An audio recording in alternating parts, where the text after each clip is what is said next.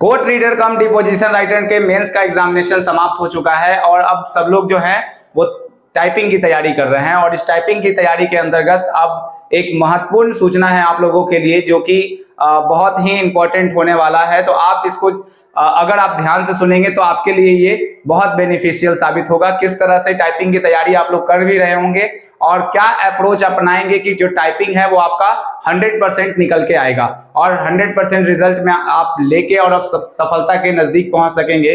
तो टाइपिंग में सबसे इंपॉर्टेंट बात यह है कि आपको ध्यान रखना है कि एक सवाल उठ रहा है यहाँ पे कि टाइपिंग कितने मिनट का होगा, यानी कि हिंदी टाइपिंग कितने मिनट का होगा और इंग्लिश टाइपिंग जो होगा वो कितने मिनट का होगा। तो इसका जवाब हम इसी वीडियो में आज जानेंगे।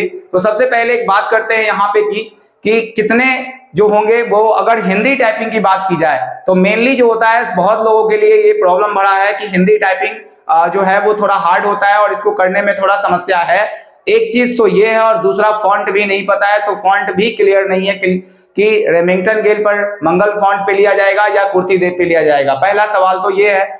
दूसरा बात कि कितने मिनट के टाइपिंग जो होंगे वो हिंदी में होंगे। तो आपको पिछले बार के तरह ही आपको तैयारी करनी चाहिए। जैसा कि पिछला बार एग्जाम हुआ था उसी के आधार पर आपको तैयारी करने की आवश्यकता है। तो पिछले बार जो एग्जामिनेशन हुआ था वो आपका जो हिंदी हुआ था 15 मिनट का टाइपिंग लिया गया था। 2016 में जो एग्जामिनेशन कंडक्ट हुआ था जो 15 मिनट का आपका टाइपिंग करवाया गया था। जबकि अगर बात करें इंग्लिश की तो इंग्लिश में 10 मिनट का टाइपिंग करवाया गया था। तो हो सकता है कहीं ना कहीं यही आंकड़ा रहने वाला है और इसी माध्यम में वो सिविल कोर्ट जो है वो फिर से एक बार एग्जामिनेशन इसी तरीके से करवा सकती है। ठीक है, लेकिन आप लोगों को प्रैक्टिस कैसे करना है इस बात को आप समझिए। तो प्रैक्टिस करते समय आप इस बात का ध्यान देंगे कि सबसे पहले कि फॉन्ट क्लियर नहीं है। अगर फॉन्ट क्लियर नहीं है तो आप कुर्ती देव हो गया या रेमिंगटन गेल हो गया मंगल फॉन्ट का, तो आप दोनों को सीखने का कोशिश करें, प्रयास करें, क्योंकि वहां पर छोटे छोटे जैसे पूर्ण विराम कैसे होते हैं, क्योंकि आप जानते हैं कि अगर आप पूर्ण विराम लगाएंगे तो दोनों में पूर्ण विराम बहुत सारे सेंटेंसेस वगैरह में यूज किया जाता है, तो वहां पर आप बार बार पूर्ण विराम में गलत करेंगे। तो कम से कम जो कीवर्ड्स हैं जो कॉमन है और बहुत इंपॉर्टेंट है जो बार बार रिपीटेड है उसकी आप तैयारी ठीक से कर ले। कुर्ती देव पर भी आप उस बात को जान ले, क्योंकि आपके पास पर्याप्त समय है सीखने का और अगर आप इस समय में सीखेंगे तो बहुत आपके लिए बेहतर साबित होगा।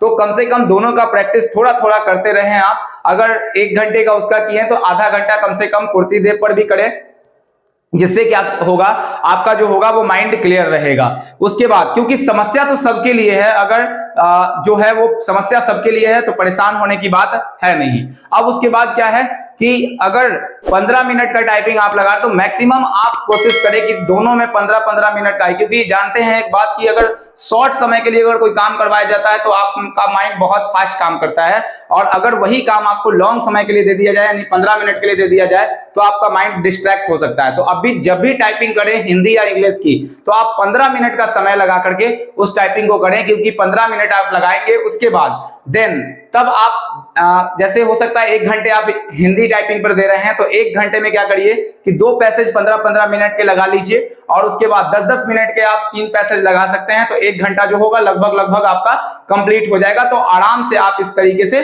कंप्लीट कर सकते हैं। उसी तरीके से इंग्लिश में भी आप इस तरह का ख्याल रखेंगे और अपने तैयारी को पूरी तरीके से मजबूत बना करके ही जाएंगे। नॉर्मल तैयारी करने का कोई लाभ नहीं है। ठीक है, आपने अगर कुर्ती देव पर किया है, अगर आप एक्स्ट्रा ऑर्डिनरी बन के जाएंगे तो आपका रिजल्ट जो होगा वो सुनिश्चित रहेगा। अब उसके बाद एक मुद्दा और उठता है कि जो टाइपिंग होगा वो टाइपिंग के बाद जो है क्या टाइपिंग का मार्क्स जुड़ेगा। बहुत सारे लोग इस प्रश्न को पूछ रहे थे कि क्या टाइपिंग का मार्क्स जुड़ने वाला है। तो नहीं, एक बात ध्यान रखिएगा, टाइपिंग का मार्क्स जो है वो क्वालिफाइंग है टाइपिंग बेस। उसके बाद आपका जो मेरिट बनेगा वो मेंस के बेसिस पर बनेगा और दूसरा जो होगा मेंस के साथ साथ आपका जो इंटरव्यू होगा वो दोनों मार्क्स ऐड होंगे, यानी 100 नंबर के जो मार्क्स हैं वो ऐड होंगे और फाइनल जो तैयारी होगी आपकी 100 मार्क्स के अंतर्गत होगी। ठीक है, तो ये भी समस्या है, तो इसको भी आप ध्यान रखेंगे। तो टाइपिंग क्लियर रहे कि टाइपिंग का मार्क्स नहीं जुटेगा, सिर्फ क्वालिफाइंग करना है।